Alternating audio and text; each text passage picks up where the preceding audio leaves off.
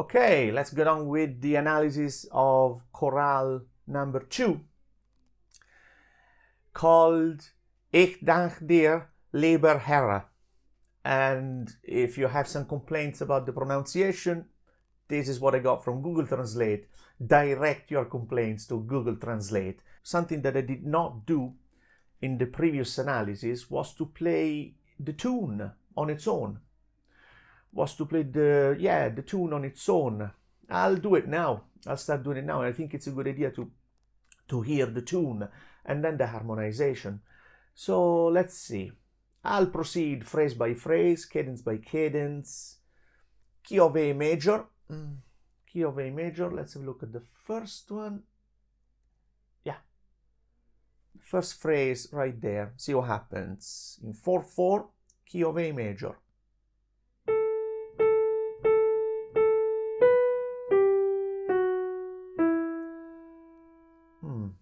Starts rather interesting. And how is that harmonized?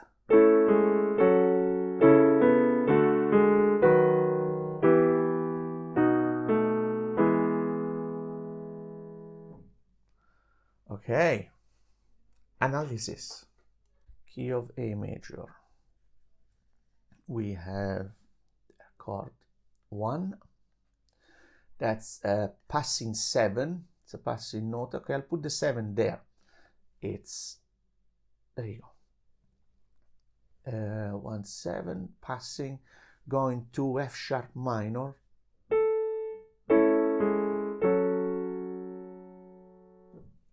Going to F sharp minor, so that's chord 6. Chord 6 in root position.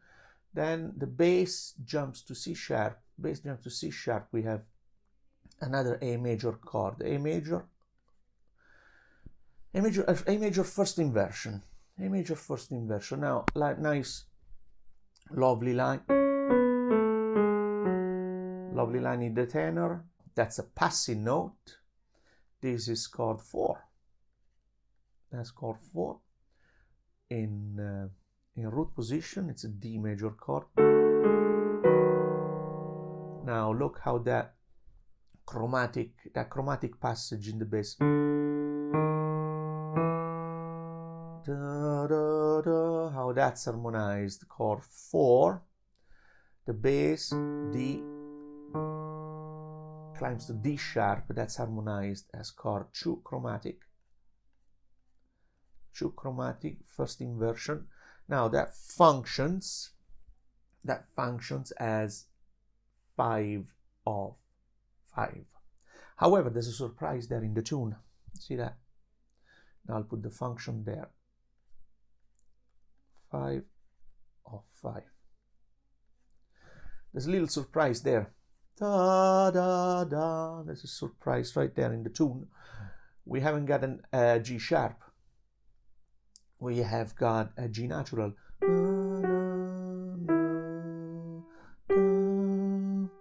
So this is chord 5 from the minor. I'll do just a little 5, lowercase 5, like that.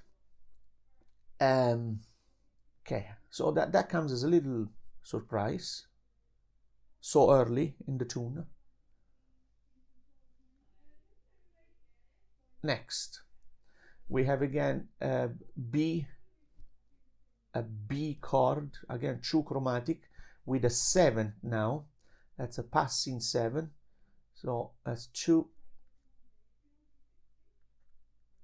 7. I'll do it there. 2 chromatic 7, and again 5 of 5. It functions as the dominant of 5. And now it's cadencing onto 5.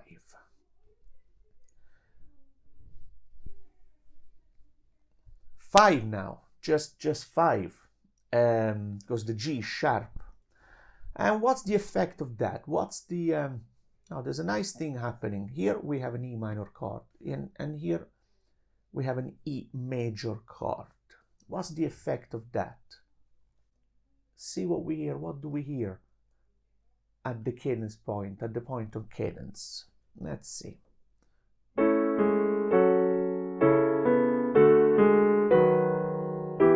minor,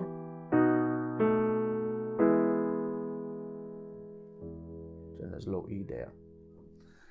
Da.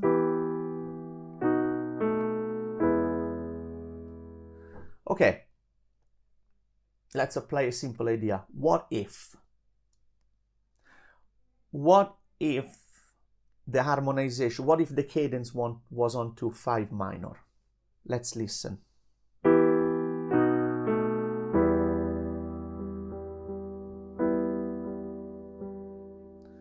It's possible, but why did he choose to cadence on the major, on 5? Okay, to my ear, the tenor goes, that semitone between the A and the G sharp. I think it sounds better than if there was a full tone to G natural. Possible, but I think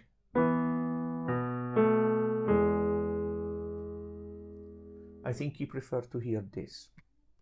Just guessing, just keeping my mind open to what my ears detect.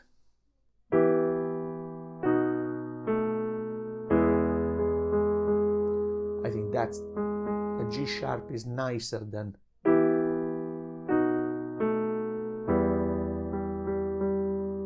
that. My guess, again, if you have any input onto the reason of that choice, why cadencing on 5 rather than 5 minor, let me know. I can only say that 5 now sounds a little bit like a tierce de Picardie. Sounds a little bit like a tierce de Picardie because of the 5 minor that comes before on beat 1. Because of that 5 minor, now this 5 dominant major sounds a little bit like a tierce de Picardie. I don't know, just thinking out loud here, just giving voice to my thoughts. And that's the analysis. Anyway, at that point there, why not put 5 of 5 minor? Why do I put 5 of 5? Because if I hear the tune, if I hear the harmonization, if I hear the chorale, at that point in time, I still don't know that the next chord is going to be a 5 minor. So, as far as I know, at that point in time, what's coming next is just a 5. And the 5 minor comes in as a surprise. So that's why right here I put 5 of 5 rather than 5 of 5 minor. Just a small thing. Next. Let's see, next phrase, next cadence. Can I make it a bit bigger? Yes. Okay, let's play the tune first. Let's play the soprano first. We're coming from this chord in the previous cadence. Then we have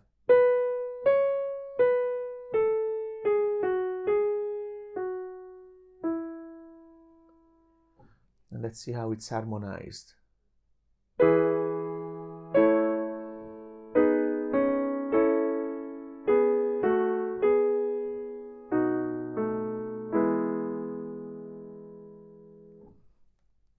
Okay, I'll play that once again.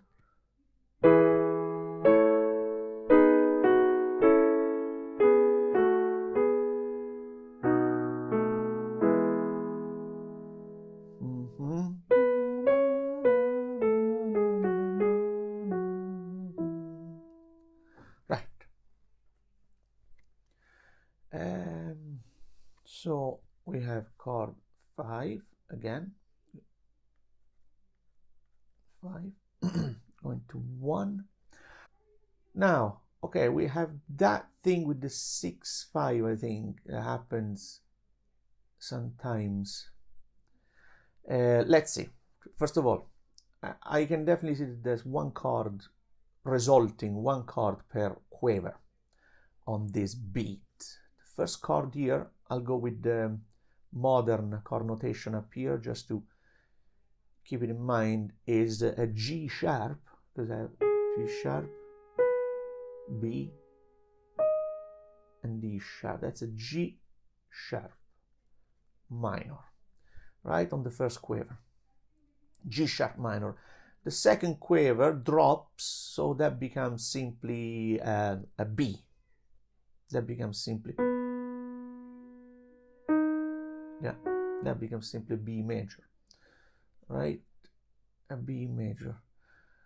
Okay, G sharp minor in first inversion, that's fine. But what does that mean? Okay, now relative to the key, that's chord 7. That's chord 7 with a fifth that's been raised. With the fifth that's been raised, right? And that's chord 2 chromatic. That's chord 2 chromatic. However, it looks like, well, we're definitely, it doesn't look like, we're definitely cadencing on 5 there. So I wonder, could I analyze this in relation to the dominant key? I think all of this is a passage, is a progression that can be analyzed in the dominant key, in the dominant region. So let's see. So rather than analyzing this 7 sharp 5 and 2 chromatic, the function of that, okay, is, okay, that the G sharp minor is 3 of 5. 2 chromatic is 5 of 5. 5 of 5.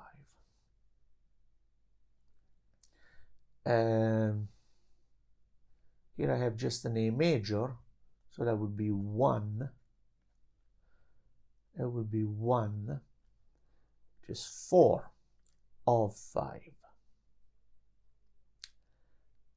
Of 5. Yeah. Then, okay, the E stays, the C sharp stays. So what does that give me? That gives me a C sharp minor 7 here. Do, mi, sol, si. Yeah, that's a C sharp right there. It's a C sharp minor 7, which is chord 6 of 5 of the dominant. On the second quiver there, on the second quiver of that beat, I think I have an F sharp minor 7, F sharp, E, Fa, La, Do, Mi. Yeah, that's F sharp result minor 7. That's the resulting chord right there, which is 6. That's 2 of 5. Let's go 2 of 5. Then I have, okay, this is an E in second inversion, cadential. So this is 1, 6, 4, going to, that would be 2 chromatic in relation to the home key. And this is just 5, 7, passing 5, 3, and that's 1.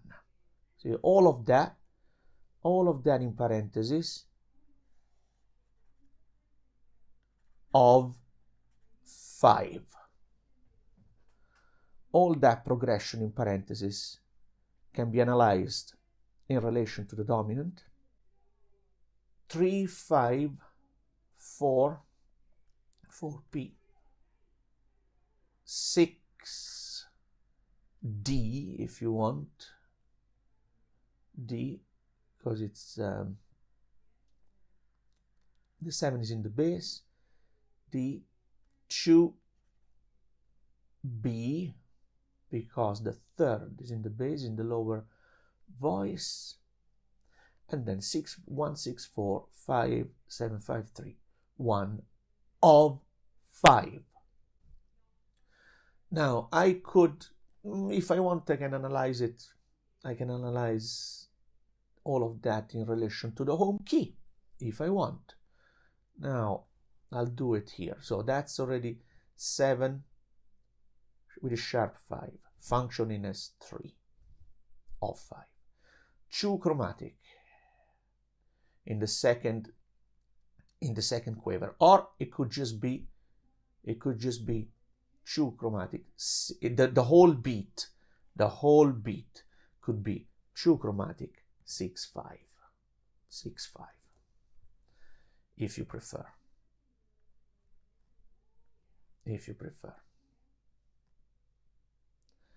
Yeah, 2 chromatic 6/5. In relation to the home key, that's 1. In relation to the home key, that is 3. In relation to the home key, that's 6.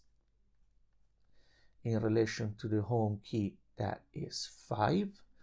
In relation to the home key, that is a 2 chromatic, cadencing on to 5. 5, 6, 4, 2 chromatic, 7, 5, 3. So in the middle of the stuff is the analysis in relation to the home key. However, the function here in parentheses, the function, how those chords function in parentheses, function in relation to the dominant, because all of that is of the dominant, of 5. So all of this mambo jumbo is in the dominant region. Yeah. Right, let's see how the next little bit of the tune goes.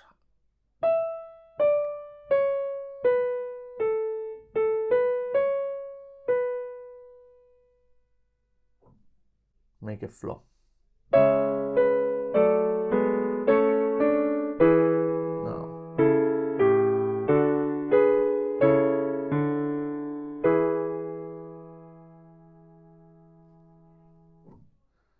Nice bass movement.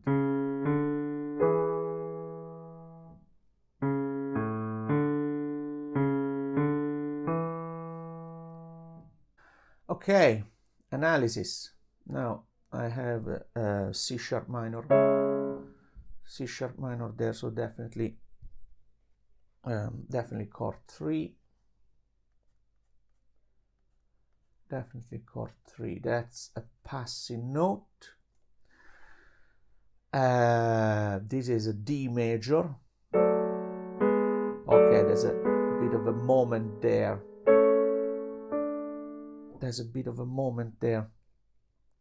So that's definitely D major. So chord 4. Chord 4, first inversion. Now, what happens on the second quiver here? Right. Okay, here I have 2, okay, call them passing notes if you want, if you will. These 2. It's parallel thirds. This is an interval of a third. They start moving in parallel. And if I keep thinking of this chord, that chord of the D major, this is just a couple of passing notes. However, they do form, you see, that's a line. That's 2 lines. There's 2 lines going in that direction. And while they do so, they do form a chord with the soprano. You see, they do form chord 7. They do form chord 7 with the soprano. As they do, you see, I'm going to put it up here, chord 7. Right? Chord 7.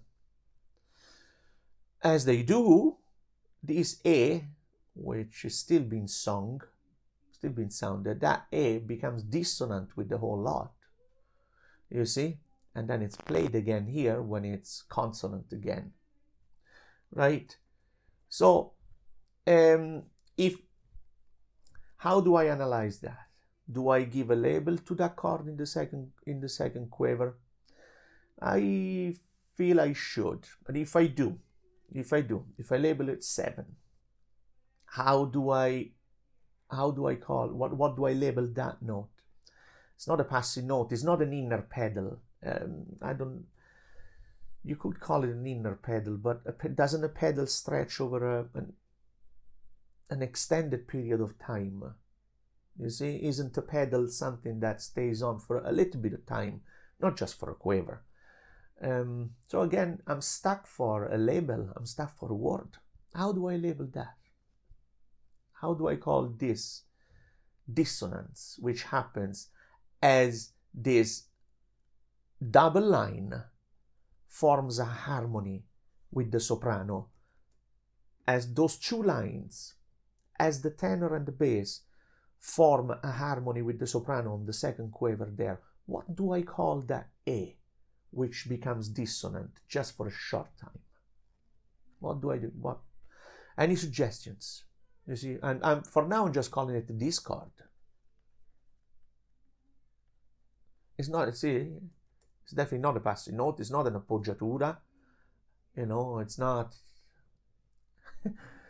certainly, I can't think of, amongst all the non-chord note, what to call that. And certainly I don't want to give the chord a ridiculous sounding inversion name, like, I don't want to give it a strange inversion name.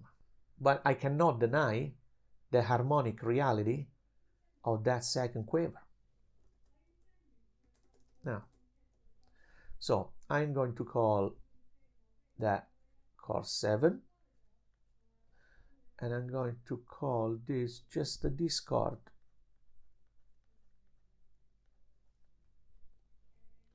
And if you have a name for it, let me know. Okay, then it goes to chord 1. Chord 1, oh, that's something nice. Look at that, look what's happening, you see? Now, if you get too much into, if you get too much taken by the rules and by the textbooks, that's what happens. You see chord 1, you see the third, which is doubled, and you go into a fit. Wah! It doubles the third. Ah! You see, that is perfectly fine. Not least because you see the soprano is going in that direction, following a perfectly logical line. The tenor is going in the opposite direction, following just an equally logical line, and as they do so, they double the third, and who cares? Right, so that's chord 1. That's a passing note. That's just a passing note, you see, because it's a non-chord tone going from a chord tone to another chord tone by step in the same direction. That's a passing note. Do you see? Okay, chord 1, passing note. Chord 5. Chord 5. Going nicely to, look, chord 1 again. I have an A twice. That's A in the soprano and alto. Then I have E in the tenor, and then I have this in the bass. Okay, so that's chord 1 in first inversion. Chord 1 in first inversion, going quickly to root position, but with a flattened 7. With a flattened 7 here. That's the flat 7. Functioning as 5 of 4. Functioning as chord 5 of 4. Which I'll put here, put the function 5 of 4. And in fact, where does it go? To chord 4. Right here. To chord 4. So 1 flat 7, it's an A7th chord, functioning as the dominant, momentary dominant, call it what you want, secondary dominant, potato, just words, functioning as 5 of 4. In fact, it goes to 4 here, that's chord 4. Okay, now see what happens there. another case of these two lines going there.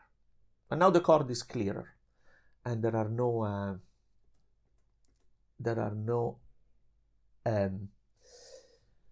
dissonances in the chord. In the second quaver here of beat 1, this is just chord 7, G sharp and the D there.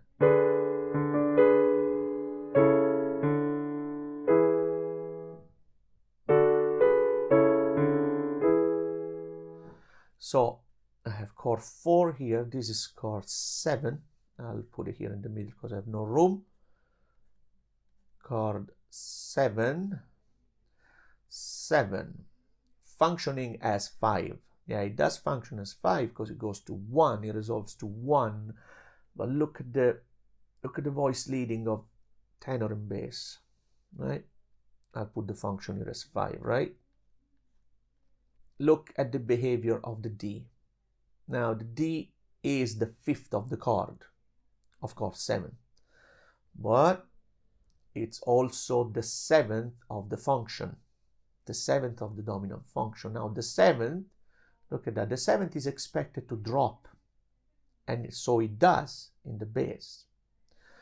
However, if it did that twice, we would have parallel octave, you see, so this instead rises. It behaves like just another note. And so parallels there are avoided. Parallels there are avoided. If they both behaved like a 7th, we would have a trouble. And instead, we avoid the parallels. This behaves like a 7th, drops, and this D behaves like the 5th, and it's left by a step upwards in the opposite direction. So yeah, this is chord 7 functioning as 5. And it goes on to chord 1 in first inversion, 1 in first inversion. That's another passing note, you see, it passes. And this is a passing note, you see that D, it passes, approach by step, quit by step in the same direction from a chord tone, a non-chord tone, to another chord tone, and that's a passing note. So that's chord 1, and that's chord 5. Okay, lovely stuff. Now, I have to make it a little bit smaller so that I can read, and also you guys can read. Now, let's see. All right, let's have a look at the tune first.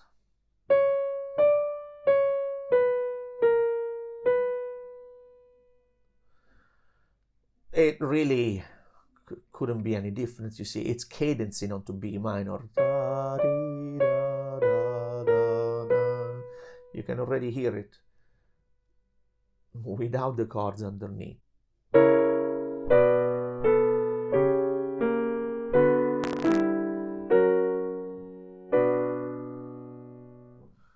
Right, analysis. So, we're going to B minor. We're going to B minor, that's chord 2. Oh, let me zoom in a tiny bit, it's too small, it's too small. There. Let's go in, nicely. Okay, we'll get to that last chord in the previous system shortly. Now, that's definitely chord 2. That's chord 2.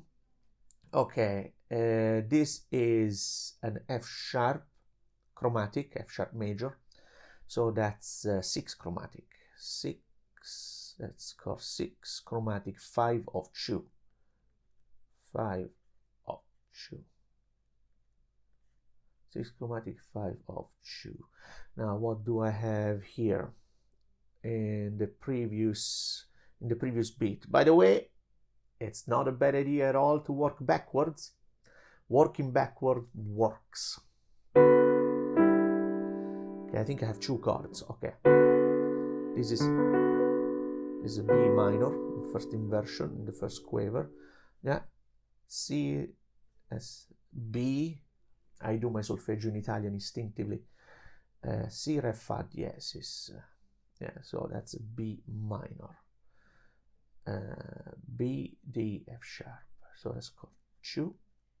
Let's chord 2 there. In the second quiver of that,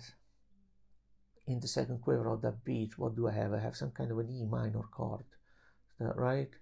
That's E, that's G natural, E, G natural. Yes. And then B twice. No, hang on a minute. Yeah. E, G natural, and B twice. So that's simply called 5 minor. 5 minor. 5 minor functioning as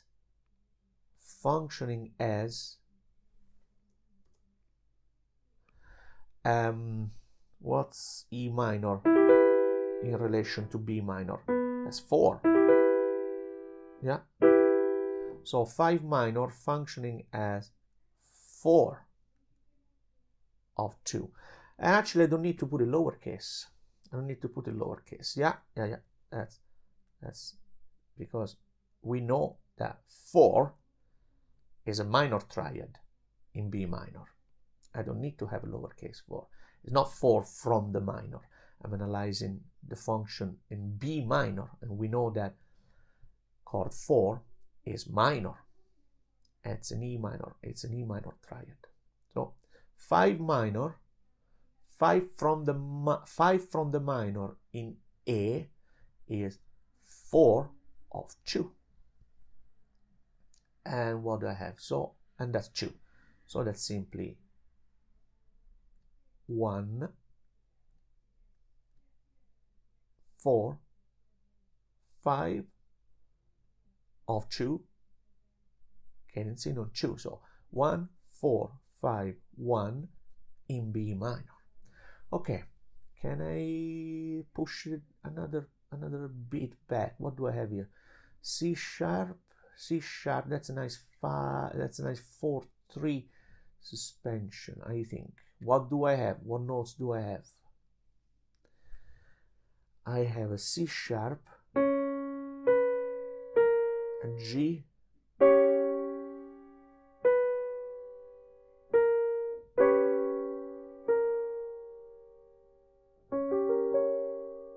right, that's chord 7.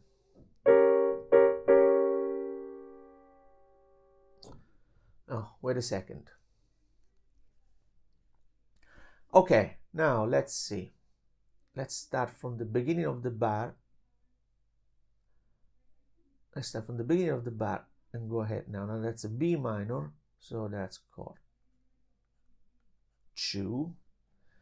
That's chord 2. That's okay. That's a passing note. Now that F sharp drops quickly to B, and creates syncopation here. No, it creates syncopation and a suspension there. Now that's a passing 7. Okay, well, that's chord 2, B minor. That's still chord 2 with a passing 7. Right? Okay, what happens on beat 2? What notes do I have? I have a C sharp, I have a G, then I have the B going to A sharp, which is the leading note. Okay, so how do I analyze that moment in time? How do I analyze that moment in time? I have only C sharp twice, okay? Then I have G, and then I have Da going to Da. Right. So,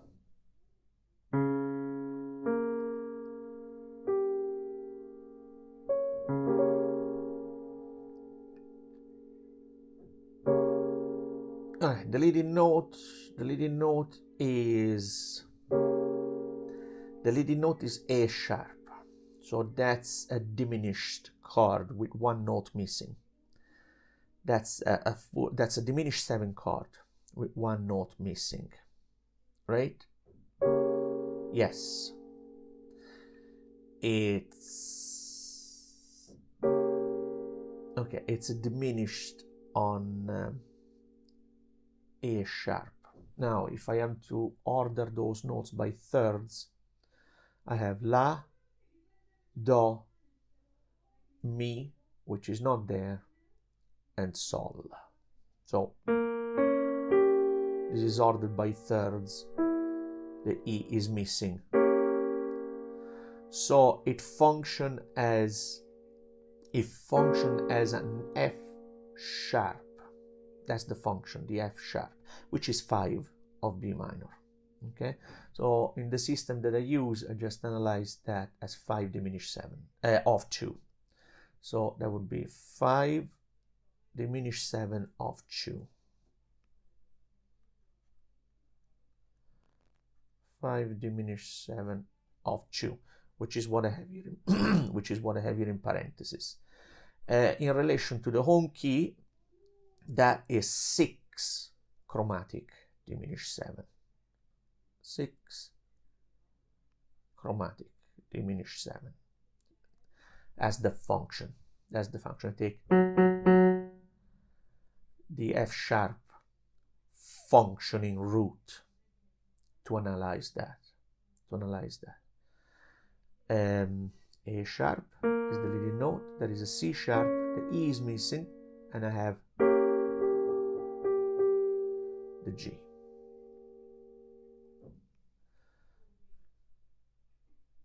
And what comes before, where the B is there, that's chord 2, 7 of 2. That's chord 2. This is a C sharp minor, C sharp flat 5. The minor third is missing.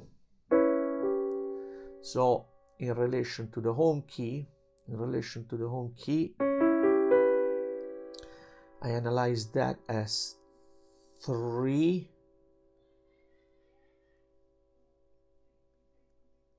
as chord 3 because it's C sharp 7 with a flat 5 and no third, and I have no room to write all that.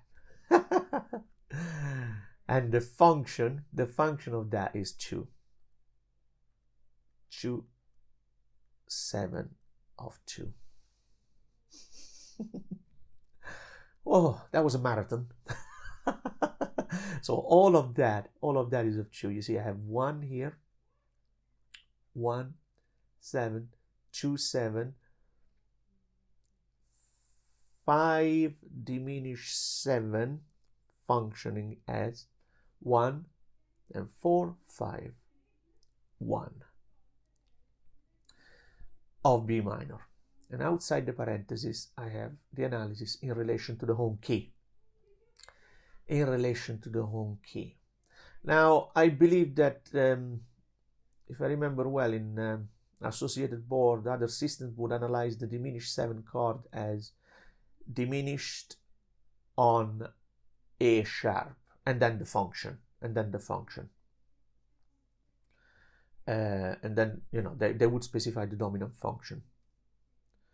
What I do is I take in consideration the functioning root of the dominant chord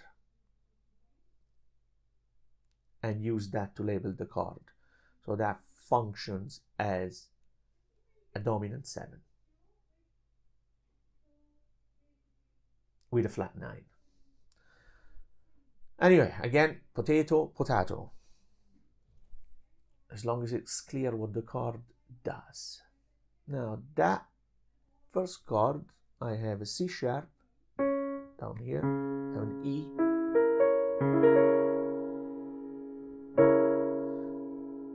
that is simply 7 of 2. 7 of 2. You see, I have an ish. If I order that, if I order that by thirds, that's what I have, and I surely can't call it diminished triad built on the raised first degree. I just give it the function, and that's it. I just give it the function, which is 7 of 2. 7 of 2. And all of that extract, all of that phrase can be analyzed in B minor. So of 2. So that's 7. So that's 7, 1, 2, 7, no third,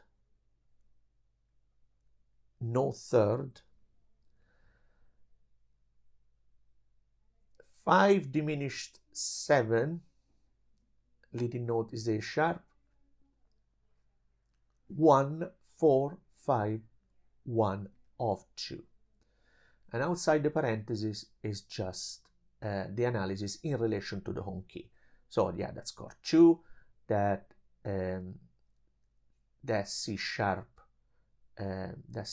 chord is chord 3, 7 with a flat 5 and no third. That diminished 7 built on the A sharp is actually 6 chromatic. It functions as an F sharp dominant 7 with a minor 9. So it's a 6 chromatic, diminished 7. Then that's just chord 2. That's 5 from the minor, which is chord 4 of B minor, an E minor triad, chord 4 of B minor. Just a plain 6 chromatic, an F sharp made major, which functioned as the dominant of 2. Let's play.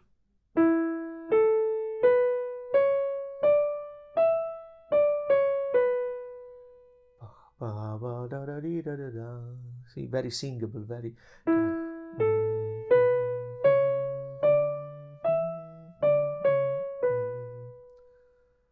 Okay, now there's always the same question: can I actually play all that? And by the way, you should try to play everything. Try to play everything. Don't let music be reduced to a blotch of ink on the page with no sounds attached. Let's see if I can play.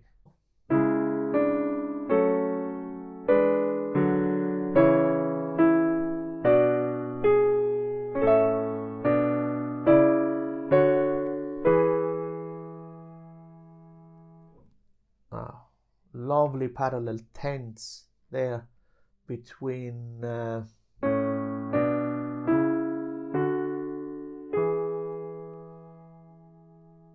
it's that the there's a bit of parts crossing.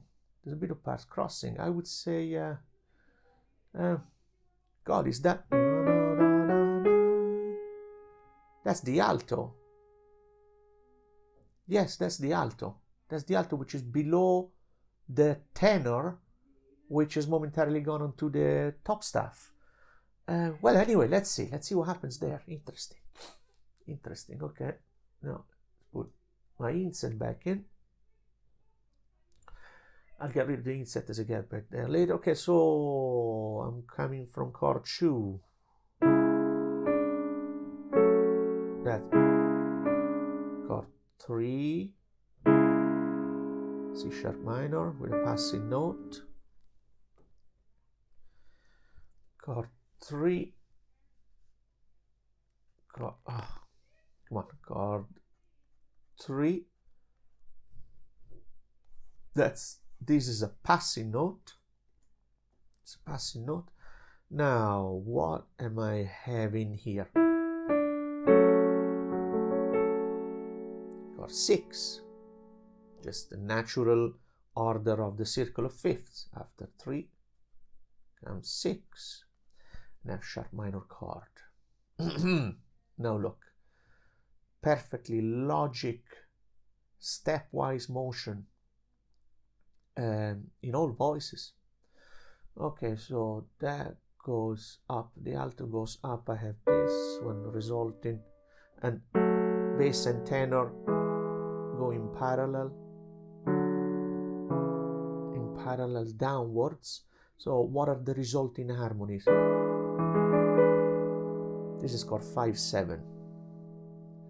This is chord 5/7. Yeah. See, that's chord 5/7. And just by the way, look what happens to the 7. You see, it doesn't drop by step. Why? Because it actually follows the line. It follows the line. So you see, those are not rules. Those are not rules. They're tendencies. They might be fulfilled. They might not, depending on context. So, oh my God, the 7 doesn't drop. The 7 doesn't go down. It's following the line. Right. So, chord 5/7.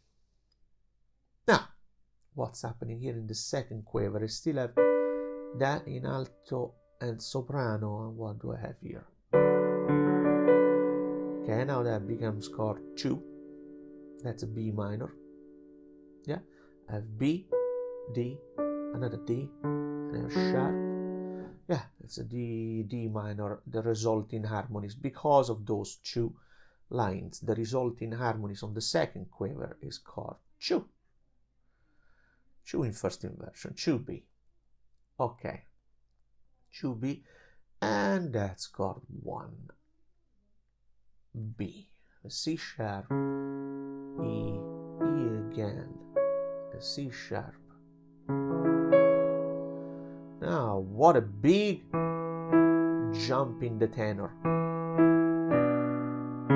Because they were coming a little bit too far apart now, a little bit too far apart. The tenor and the alto, and I suppose you said, okay, let's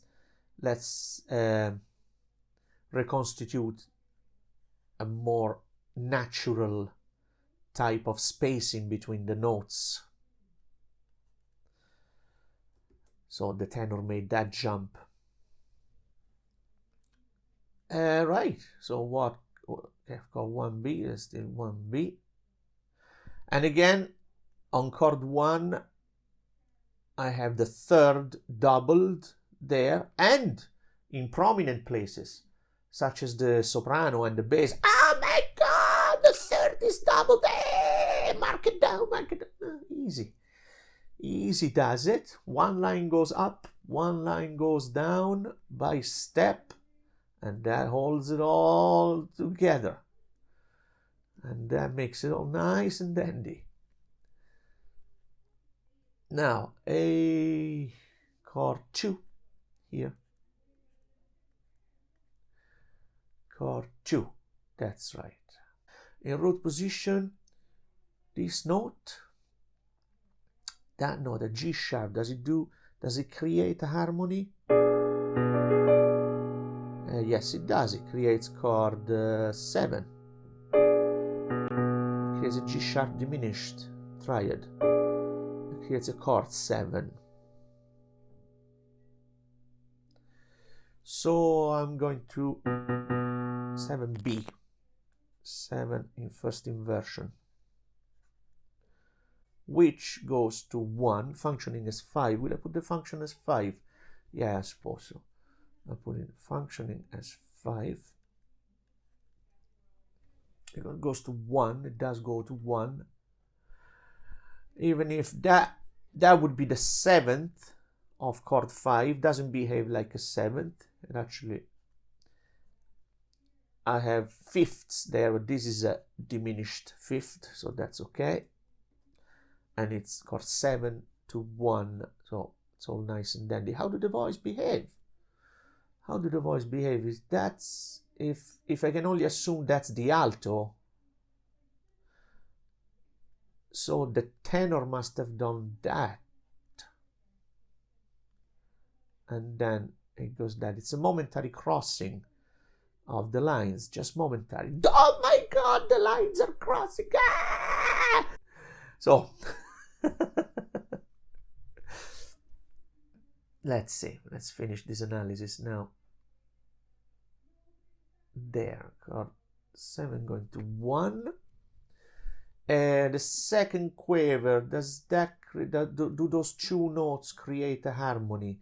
What happens at the moment in time? I have that on top, that at the bottom. It's a nice and poppy sound, but no, that's simply two passing notes. I don't see / here a chord there that wants to be labeled. So there's just a passing note, and that's not a passing note. Then I think I have chord 1B here. That's definitely 5. Now let's work backwards. Fa diesis, do diesis, re, la. Now let's order by third. Fa diesis, do diesis, re, la. That's chord 4 with a 7, with a 7. Okay, that's chord 4. That's a D major 7. That's chord 4 with the diatonic 7th. That's chord 4 with the it's a diatonic 7 passing. Okay, it's a D major. Can't deny that. Chord 1B. 1B to 4 to 5. Perfectly logical. Perfectly logical. So if this is 1B and this is chord 4, what do I call that note? What do I call that note? Passing note? Can't call it passing because it's not passing to a chord tone. The 7th is not a chord tone. The 7th is not a chord tone. Could it be two consecutive passing notes? Yeah. Yeah, that's what most fits the description. They go by step. This is non-chord tone. This is also a non-chord tone of a different chord, and then drops down again in the same direction by step to a chord tone. Two consecutive passing notes. That's the best label that I can give them. Okay. Now, it's worth noticing, we must notice that this isn't at this point, at that cadence there, it's not a parallel fifth, right? Because that's not the same voice. See, the alto goes here to the G sharp. So this fifth between the soprano and the alto then becomes a third, right? And this E, that E right there is actually the tenor dropping from the A right here. Okay, so although it does look like a triad in root position going to another triad in root position, the voice leading avoids parallel fifths at that moment. See, that's not that. It's this. The alto goes to G sharp, the soprano drops to B, and this E is actually the tenor, which was all the way up here on the A, being sustained. Yeah, that was the tenor, which continued the line of the alto from the previous bar.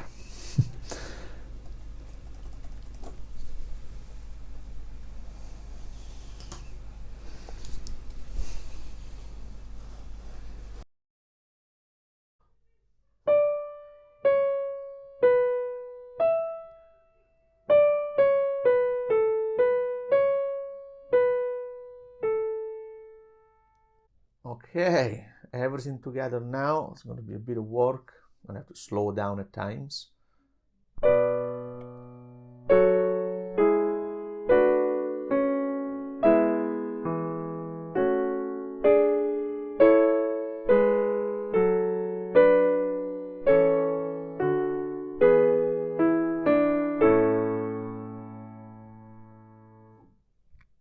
Okay.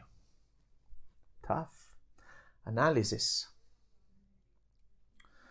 Right, and we're going home. We're going home. Cadence on 1. So we chord 2. That's chord 2. B minor. Let's make that a little bigger. Chord 2, B minor. That's 6. 2. That's chord 6. Chord 6.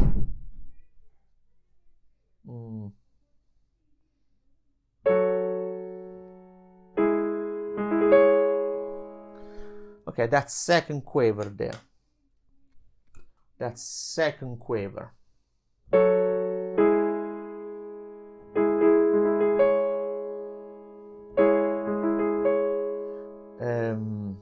That's chord 3. Yeah, I have an F sharp minor, followed by that's a C sharp minor. I have a C sharp, an E, and a G sharp twice. So that's chord 3. F sharp minor, 6, C sharp minor 3. That's chord 3 on the second quaver of beat 1. Now the bass. However, that A in the bass, is the 7th of chord 2. I have chord 2. I have a B minor 7. Chord 2. D. D is for third inversion. So that's the full analysis. Even if the 7th is redundant, because once I say 2D, I imply a third inversion. I imply a 7th. But anyway, now what happens in the second quaver there? Does that result in a chord?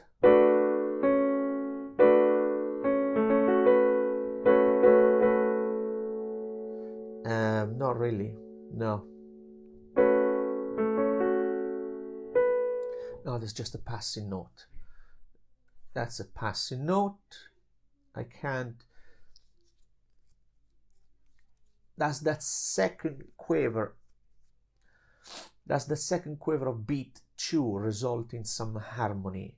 No, I don't think so. I have A, C, F, then a B.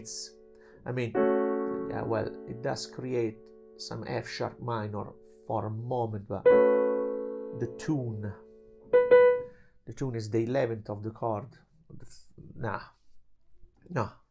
Okay, that's a passing note. That's just a passing note. 2. That's chord 5. That's chord 5. Goes from first inversion to root position. I'll just analyze 5 for the whole beat. Going to chord 6, 7. Yeah? Fa, la, do, mi on top, chord 6, 7. Okay, the second quaver of beat 4 there is chord 7. Chord 7. The 3 top notes here are chord 7, G sharp and D. There's no B. Right? I only have the G sharp and the D with that A in the bass. The D twice, okay? With that A in the bass, which is held, it creates a momentary discord here, a momentary discord. I think it's too short to call it a pedal. Yeah, I'll call it discord. It's a momentary discord. The bass is held. Okay. Now I have just the tritone here. I have the tritone G sharp D, which creates chord 7, goes to 1, goes to 1. Look, the tritone resolves as expected. The leading note goes up, the D goes down to C sharp. Happy days. Now that's chord 1. That's chord 1. These are 2 passing notes. Then I have chord 6. I think, yes, it's chord 6. F sharp A, Fa, La. The 7th is here. I have no C sharp. I think I can see the C sharp. That's the bass. That's the tenor. That's alto and soprano, both here. There's no C sharp. There's no 5th of the chord, but there is the 7th. So that's chord 6, 7. That's chord 6, 7. Do I have a resulting harmony here? Do I have a resulting harmony here? I think I have chord 2. I have chord 2. B, D, B, D, F sharp and A. I have chord 2, 7. 2, 7 in second inversion. C in second inversion. In the second quaver here. 2, 7 in second inversion. 6, chord 6, chord 2, following the circle of fifths. The 5th of the chord is approached by common tone and left by step. So all good, all nice and dandy. Now I have chord 1 here, am I right? La, do diesis, mi. Yeah, that's chord 1. Yeah, that's chord 1 also in second inversion. So that's chord 2 in second inversion, chord 1 in second inversion. I think something happens here. Something happens here to be noted. Now look at that. On this beat, I have octave, C sharp, C sharp. On this beat, also I have octave, B, B, octave, octave. However, there is an intervening chord in between. There's an intervening chord. There's, first of all, a big jump, quite a jump here in the tenor, right? But also, there's a whole chord in between here. What chord is that? Now, Fa, Re, Fa, La, Do. It's chord 4, 7. All right? 4, 7 in root position. That's right. So you see, to save us from, to avoid the parallel, you see, that's on the beat, that's on the beat also. You see, to avoid the parallel,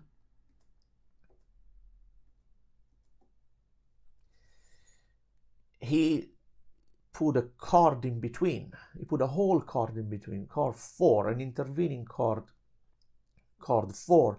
Between, by the way, this chord 1 in second inversion and this chord 5 in root position. Between this cadential 6, 4, 5, 3. So to smoothen out this parallel octave, to avoid it, there is an interpolated chord here. There's an interpolated chord, see? Because you have the cadential 6, 4, 5, 3 here. But if this chord wasn't here in between, we would have a parallel between soprano and tenor. Now, that's just a passing 7, and that's chord 1.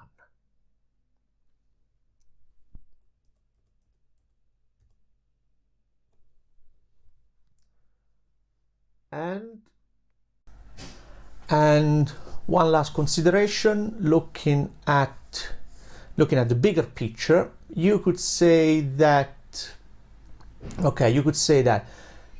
the first phrase, first cadence is, well, the first phrase is mostly hovering in the tonic region, Okay, it does cadence on the dominant using true chromatic, using the secondary dominant, but that's mostly belonging to the tonic region. The tonic region. While the second phrase actually belongs mostly to the dominant region. You see, all that progression which we analyzed in relation to the dominant. So the second phrase is mostly in the dominant region. Right. The third phrase cadence onto the dominant. Again, cadence onto the dominant, but it's more, that's an imperfect cadence. That's an imperfect cadence, 1-5. Cadence is onto the dominant. It just announces here, with that G natural, it just announces the subdominant region, but not quite yet. So let's say this phrase mostly belongs back to the tonic region, yeah. So tonic region, so tonic region, dominant region mostly, again tonic region mostly. This cadence here, however, belongs to the subdominant region. Why that? Because it's in B minor. And B minor is the relative minor of D, which is the subdominant. So subdominant region. Then the next cadence is on chord 5. Most of it is back in the tonic region, belongs back to the tonic region. It's all diatonic to the key. And the last phrase again belongs to the last cadence belongs to the tonic region. I'm gonna go and print this. Thanks for watching if you made it this far.